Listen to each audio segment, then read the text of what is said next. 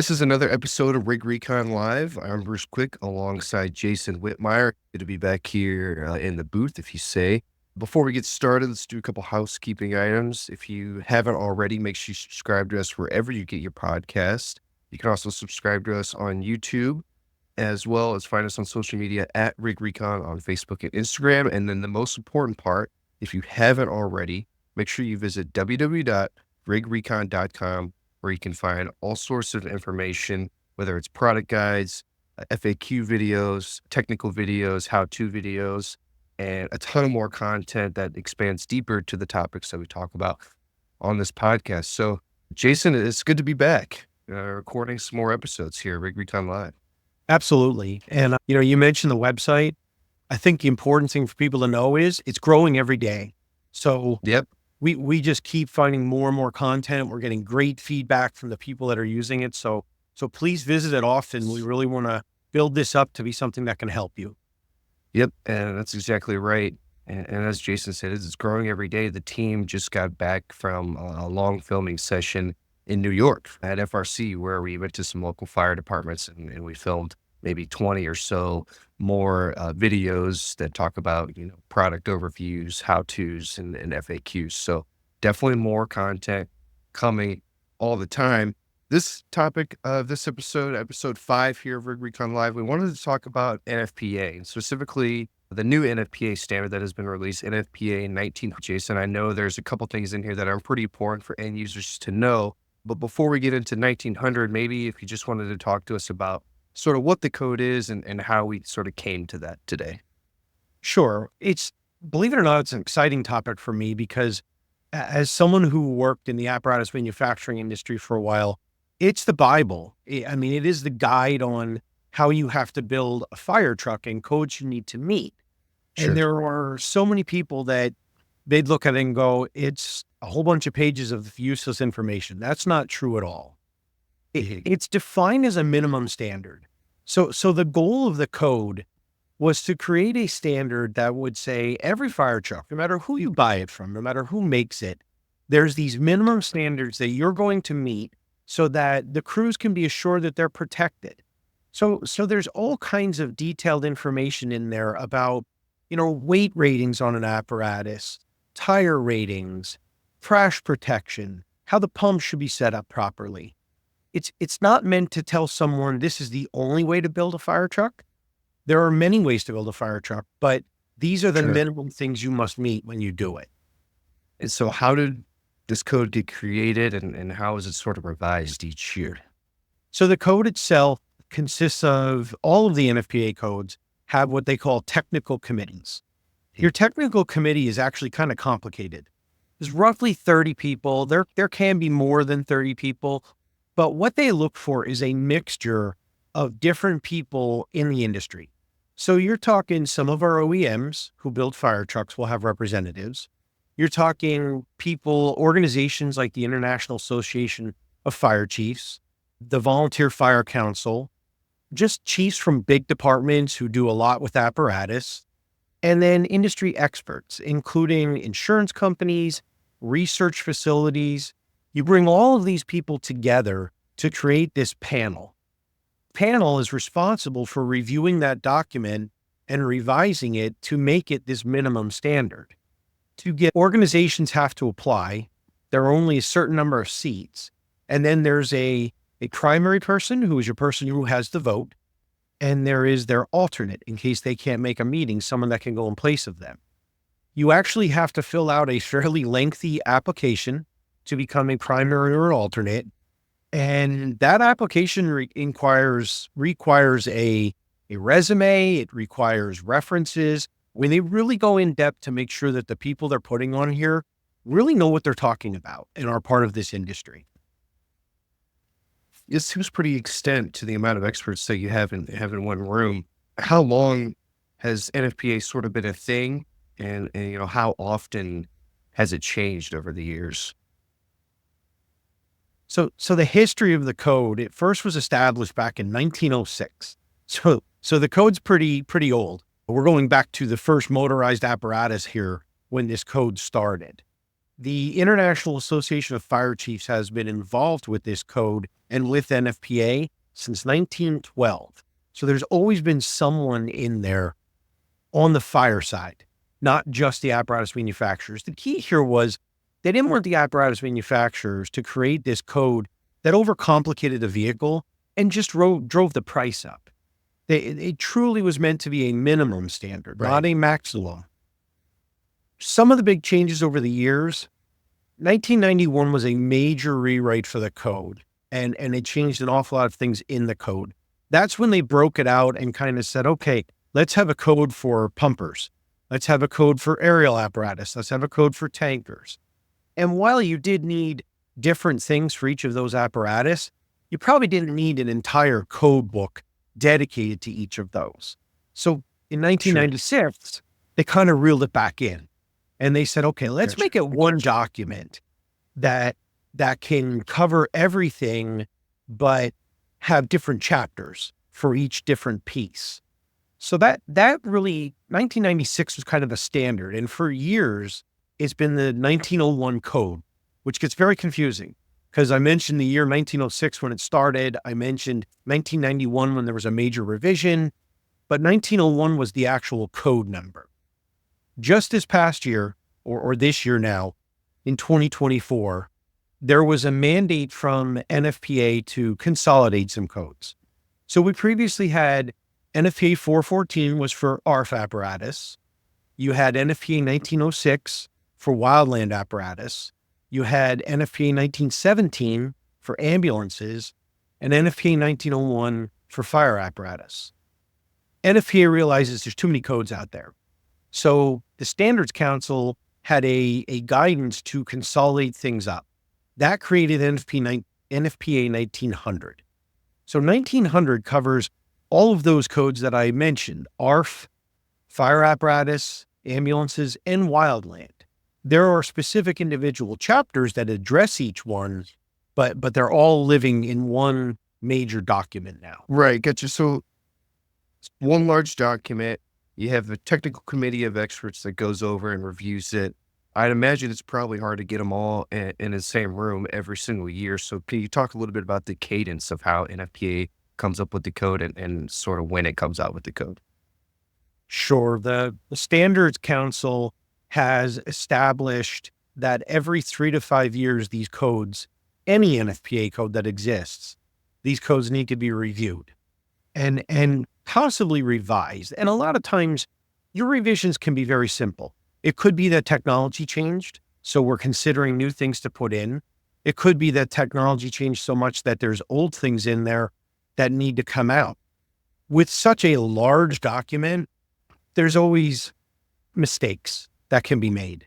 So we're reviewing and looking for those mistakes to try and take those out. The current code right now was just revised recently. And the way it works is if you have an apparatus on order today that you ordered, unfortunately, a year or two ago, because anybody in the apparatus industry knows it takes a long time to get a fire truck these days. Your code goes by the date you sign that contract. So you would be under the old code if you purchased it before January 1st of 2024. If you purchased after January 1st of 2024, so you purchased this year, then you need to meet the new current code. Now, the way that code works, that code's out there. It's accessible to anyone for free to view online. If you want a printed copy of it, you have to buy it. And when you do view it online, it can be a little clunky to look at because it's literally a PDF that you're scrolling through and you can't really search it. There is a service you can subscribe to through NFPA called NFPA Link. That is a paid service, and that really lets you search and digest portions of the code and store portions of it that may apply to specifically what you're doing. What's important for everyone to know, anyone in the industry, firefighter, down to your rookie level, there's a period of time called public comment, and that public comment is open right now. It's open now until September of 2025. So right now, anyone in the general public could look at the code and they could look at section 8.9.1 and say, I don't agree with this. And they have to submit a public comment with justification, why they don't agree with it, what they think should be changed. And anyone that submits a public comment, it must be reviewed by the committee. So even if you just submit a comment that says, I don't like this, Right. the committee have to sit down and review that and digest it and then respond to it. That public comment is open now. So it's important people look. Are public comments pretty common, or is there something a lot of people don't know about necessarily? I think a lot of people don't know. I think a lot of the public comments that you see, they all get published. And a lot of the Mhm. public comments you see will be people that are on the committee or part of the committee or people who work for an OEM, where your committee has a consensus agreement on something, but an individual may have a different opinion. So that Sure. individual will then put it in as a public comment to make everyone talk about it again. Gotcha. That makes sense. So it's a large document, 375 pages of information, several sections. We talked about NFPA link that sort of helps you streamline the process. Could you talk a little bit about maybe the chapter references and how those work? Sure. So you've got several chapters that break up into things like the crew compartment area, the body compartment areas, the cab itself. That all breaks out in the main body of the code. And the way that this code is referred to is the main body, those are the shalls. These are things that you shall do if you're building a fire truck. So they're kind of the rules that you have to follow. Any piece of the code that has an asterisk after it. So if I'm in section 8.4 and I see a little asterisk after it, that means there's a reference in the annex.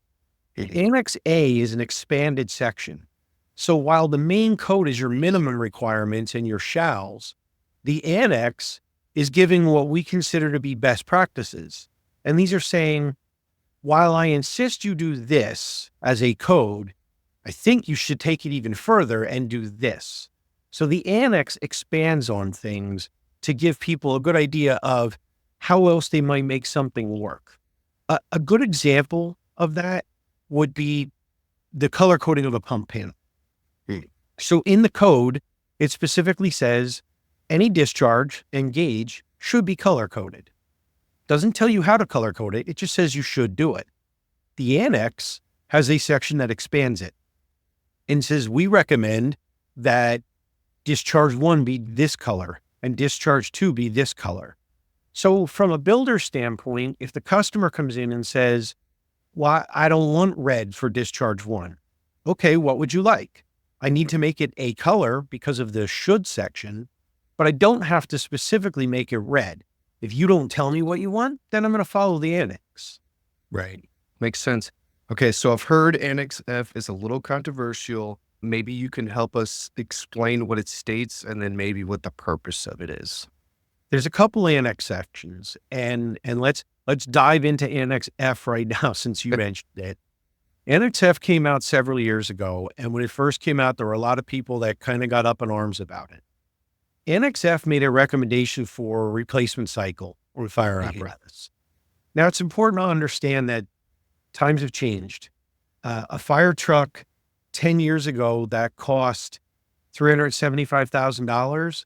Today, that fire truck costs nearly $1 million. Right. Back in the day, $1 million truck was the most complicated tractor-drawn aerial on the market. Now, a tractor-drawn aerial could exceed $2 million. So replacements are tough. One of the arguments that's always been made in this service is, look at the garbage trucks driving around town. You don't see people driving around in a 15-year-old garbage truck. They're typically maintained and replaced. But yet you see fire trucks on the road that are 20, 30 years old that are traveling at a high rate of speed with a crew inside that's going to do a life-saving operation. Right. So what Annex F really looked at was it said, okay, let's not just look at the age of a rig based on the condition, because let's face the facts, a lot of these fire companies really do a great job of maintaining their rig. But as the code changes year in and year out, and that rig gets older and older, it's no longer meeting the current codes, and it will be very difficult to bring a 15-year-old rig up to the current code. Because you get into things like structural changes of crash testing and things that we learn as we advance in this industry. So Sure. NF made a recommendation that any rig 15 years or older be placed into reserve status. And that's assuming that the rig has been properly maintained. It further went on to say that any rig 25 years or older should be completely retired. This sent some shockwaves to the fire industry. Of course, there were some people that said, who are you, NFPA, to tell me when I have to take my rig out of service? Or better yet, are you going to give me the $1 million to buy a new one? Yeah, exactly. And that kind of leads me into the next question I think is perfect. So there is sometimes this sense in the fire industry of, confidence. If I know how to run my fire department and my fire crew, what if I don't want to follow NFPA? Are the police going to come get me? The FBI going to raid my fire department? Or what's going to happen here? You mentioned a funny subject there, and it's exactly right. Fire departments, a lot of times, your bigger fire departments that do this day in and day out say, I know what I'm doing. Why are you telling me how to do my job? Right. And the first thing is, that's where this code, it kind of got out of control for a little while, and we've reeled it back in. I mentioned before, minimum standard. This is the starting point. It's not supposed to go beyond that. So I'll give you a great example of something that changed in 2024. Prior to 2024, we would, in the code, tell people specific equipment they had to carry on their apparatus.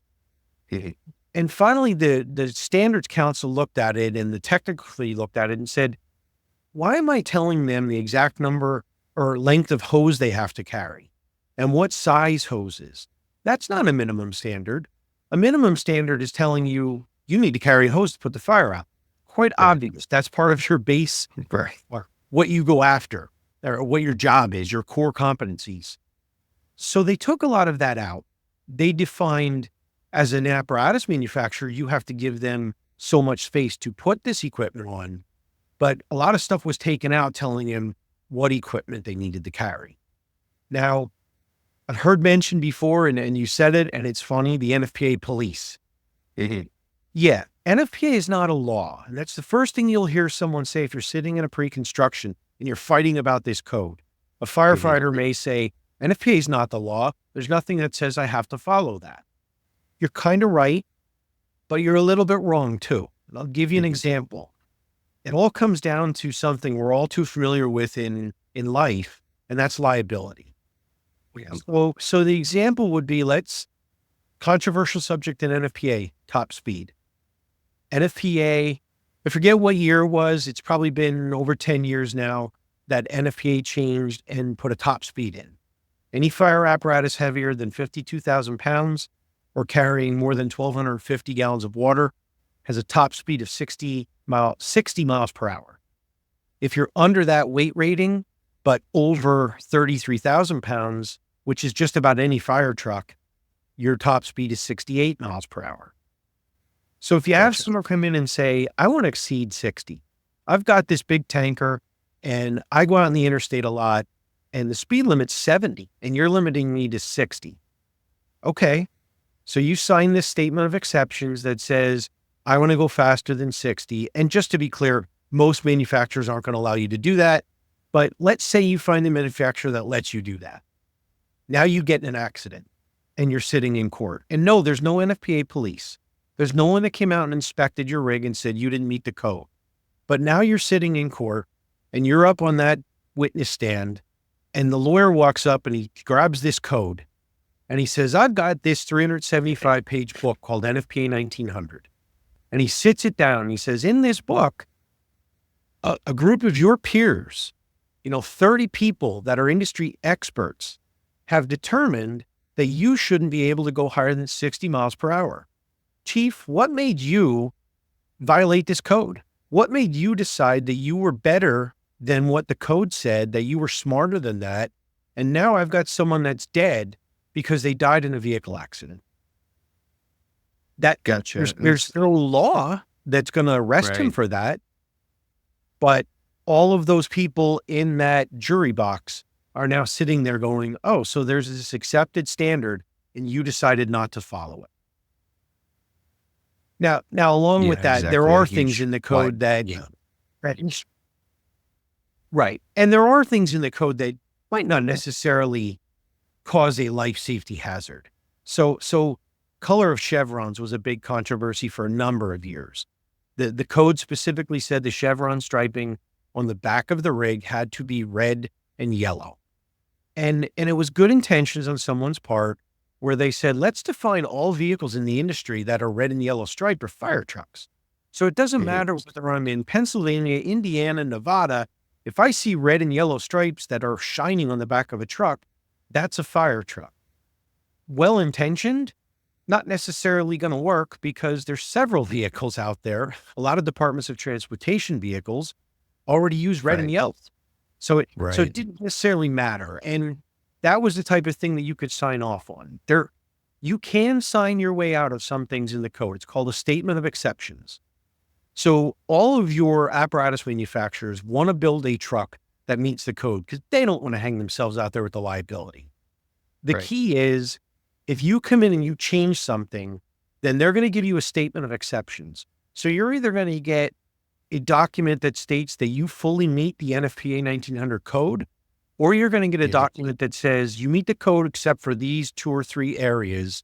And you're going to sign off saying, yes, I asked you to not meet the code in those areas, which somewhat transfers the liability onto that fire chief now instead of the apparatus manufacturer. It's a very gray area.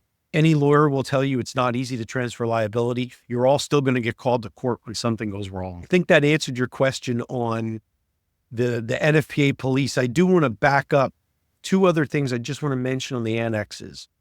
There are several annexes out there, and Annex A is the part that gives you the shoulds and expands on the code. Annex D is a really helpful document that tells a fire department, if you're speccing a rig and you're going to buy a new rig, here's some things you should consider. Here's some best practices. It's not something that's going to get thrown at you in court and says, why didn't you follow this one? It's just a recommendation.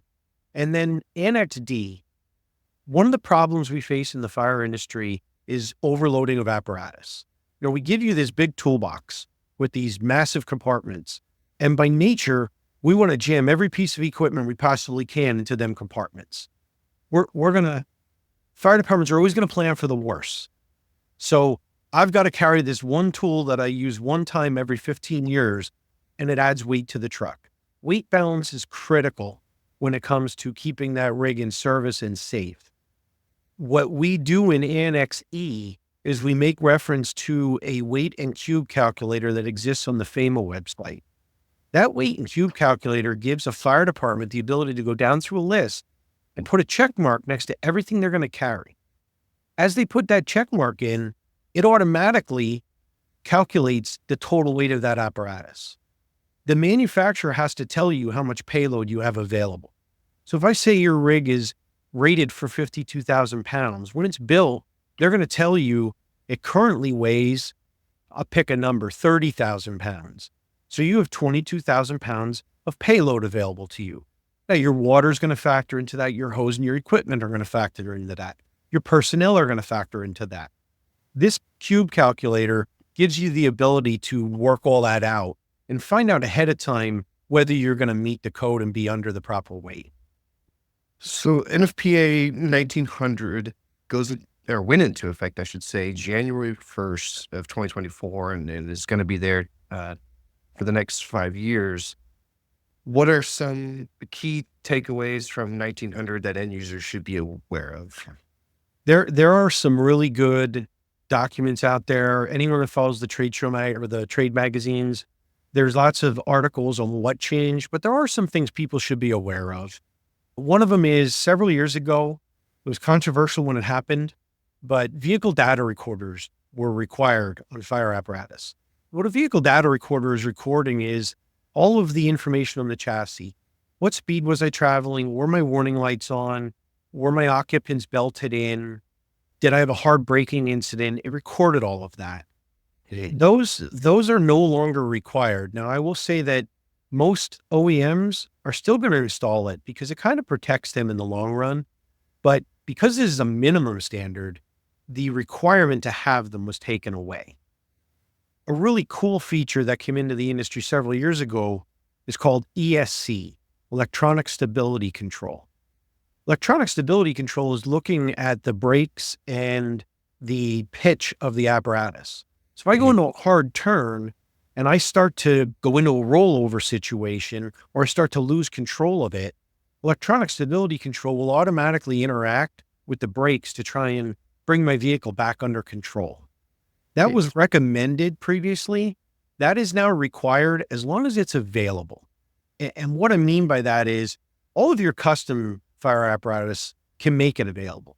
But if you use a commercial chassis, so if you use some of the commercial chassis, when we talk commercial chassis, we're talking about International, Kenworth, Freightliner, Ford, those type of chassis. Right. If it's available, you're required to put it on. If they don't have it available, that's a big industry, that commercial chassis, and we can't force them to make it available. So then it wouldn't be required. Electric fire trucks have come into the fire service over the past, it's probably 5 to 6 years that they've been in development, but they've really become more prominent in the last 2 to 3 years. So there were parts of the code that made reference to things that would technically make a truck non-compliant if it were electric. The code's been rewritten to consider those electric things. I mentioned the equipment. We used to tell you exactly what length of ladders you had to carry, how much hose and what size, what type of appliances you had to have on the rig. Those have all been moved to the annex now. So it's basically saying, here's some references in the annex of what people think you should carry, but it's up to you on what you should carry. Code still defines having the storage ability to carry the things, but it doesn't tell you what you need to carry. Right. Warning lights have been a controversy over the last few years. As LEDs came onto the market, we did our LED lighting podcast that talks about how great these things are. Same thing applies to warning lights. Well, we almost went too far where seeing a fire truck as you approach a scene became a distraction. The warning lights were there to say something's going on up ahead, slow down. Instead, they became blinding. And get the lights bright enough in the daylight, they became too bright at night. So they've added to the annex. It's not gone into the main body of the code at this point, but they have added to the annex, a dimming feature that when you go into night mode, the warning lights can dim down and not be quite as bright. Okay. Backup cameras. Any car you buy today probably has a backup camera on it. The technology has come tenfold from what it was a few years ago, and the price has gone way down. Believe it or not, when we do write these standards, safety is the core critical function. We do look at cost. We realize that some things might not be realistic. So backup cameras are realistic these days, and those are now required. A very controversial one is seating. There's been arguments over the years on how many people you should be able to put inside that apparatus cab. And while they didn't change the code to limit the number of people inside the cab, they did make some changes to it where you need to define if your seat is a primary position for seating or a secondary. What that means is if it's a primary position, so if I'm in the back of that cab, and you'll see some cabs that had 4 seats going across the rear, all forward facing, that gets pretty tight. And it's pretty difficult with 4 seats across the cab for us to don our SCBA and be in a seatbelt. Right. We're locked on the width. I mean, you've got DOT codes that we can't make these rigs any wider. When you get inside that cab, you've got a big doghouse for an engine. So we have limited space. So what the code changed is if I've got primary seats in the back, there's a certain width that I need at the shoulder. And I believe it's 27.5 inches is the new code. Don't quote me on that. Reference the document. That's right. But the point is, I can't get 4 seats across that fit primary people. Now, there are times where I say, well, 2 of those are primary positions, but the other 2 are secondary so that the guy can sit in a more comfortable seat when he's not on the way to a fire. He's on the way back. And maybe there's no SCBA in that seat. So those are allowed to be a little narrower. So if you define them out, you can fit the number of seats you want, but you won't fit 4 across with SCBA anymore. You'll be limited to 3 if you follow the code. Same thing applies to seat belts. One of the problems we had over the years, people weren't wearing their seatbelts. And to make it a minimum standard, they really pushed to find ways to encourage people to wear their seatbelts more. And the liability really falls back on the officer. The officer of that rig is in charge. He's supposed to know that everyone's safe and belted up. So they added seatbelt warning systems that he could look on the dash and see who's belted. They also changed the color from black to red or orange so that if he scanned around the cab, he could easily see. One of the problems we ran into were the commercial chassis, something like a Ford F550. Well, those seat belts come from the manufacturer, and they're in there from Ford, and Ford doesn't have red or orange belts available. Right. Ford's also doing their own seatbelt system, which wouldn't tie into our system to put indicators up there. So the code changed to say that a small vehicle like that, I can very easily look around the interior of an F550 and see if everyone's belted. Whereas in a big custom cab, I can't necessarily see the guys in the back really quick. So on those smaller chassis, they removed the requirement for the indicator and they removed the color requirement. Controversial, and I talked about a little earlier, was chevron striping. Yep. And we have people writing statement of exceptions all the time. I don't want red and yellow. I have a blue fire truck, so I don't want red and yellow on the back. Right. And what the committee looked at in the long run was, as long as it's got that pattern, as long as there's a code on how reflective it has to be, as long as that's all there, what does it matter whether it's blue and white or red and yellow? So the colors have been removed. It's now up to the fire department. You have to have the chevrons. There's a specific pattern they have to be in. There's a specific reflectivity, but we don't care what color it is. That's up to you as a fire department. One other minor one that I'll mention is the aerial outrigger pads. So there's a pad that you needed to put underneath your outrigger to distribute the load so you weren't putting too much pressure on the ground. Sure. That code used to say it was 75 pounds per square inch.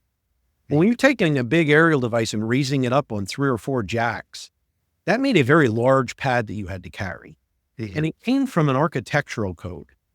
When you looked at the rig itself, with the 4 tires, when the jacks were in, those 4 tires were putting more than 75 pounds per square inch onto the ground.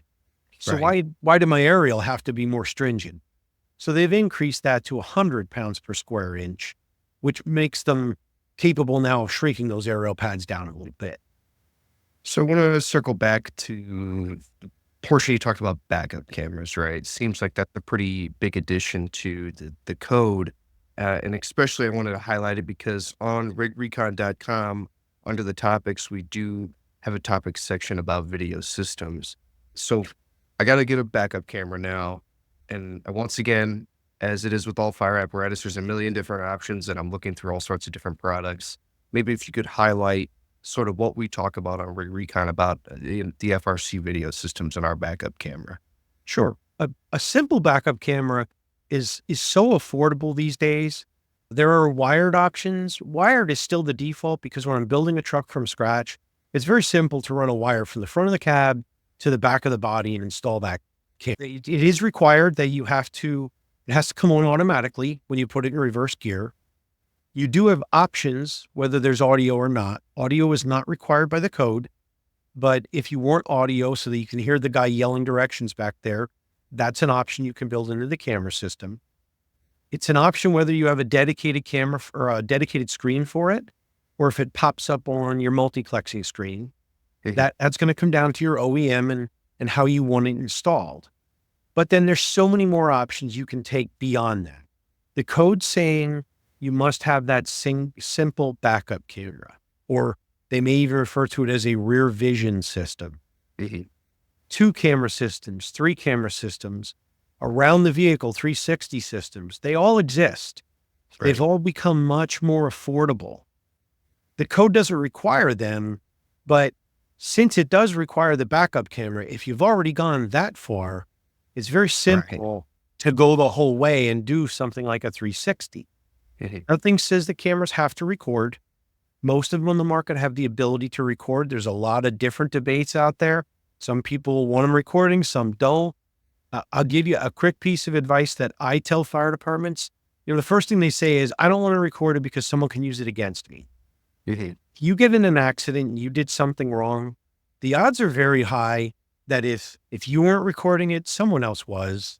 You're going to see a traffic cam that caught it. You're going to see someone's personal camera that caught it.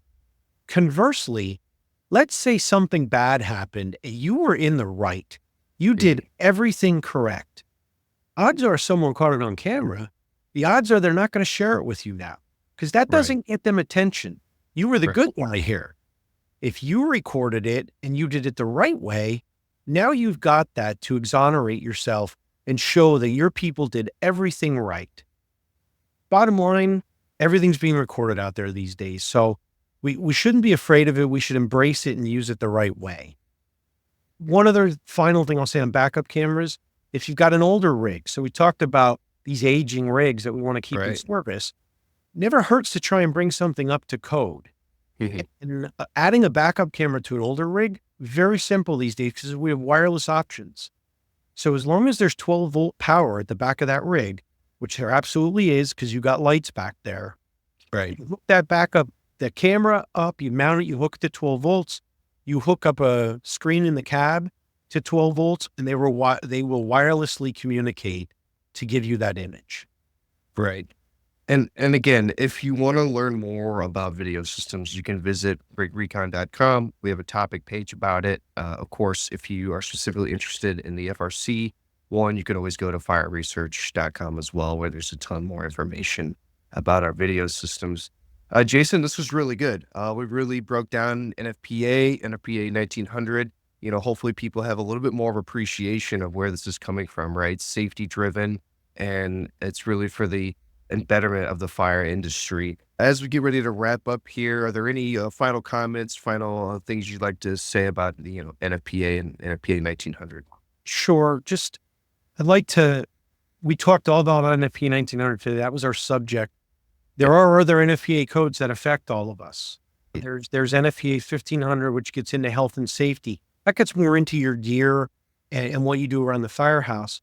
An important one for the fire apparatus is NFPA 1911. NFPA 1911 talks about service and maintenance. And we're not going to dive all through that code here. We're at the end. But there's one little thing in there that most people miss that is important. In NFPA 1911, it states that the tires on your fire truck must be replaced within 7 years. And that's based on a date code on the side of the tire. Whether it's Michelin, Goodyear, or any other tire brands, you can look up the date code. There'll be a letter or a sequence of letters that tell you when that tire was manufactured. This is critical because if I park a vehicle in a garage and I don't move it for 7 years, the tread's going to be brand new and perfect. But if I pull that rig out and that tire has dry rot in it all and it blows, the insurance companies know to come looking for that date code. If they find out that tire was older than 7 years, you got a lawsuit on your hands.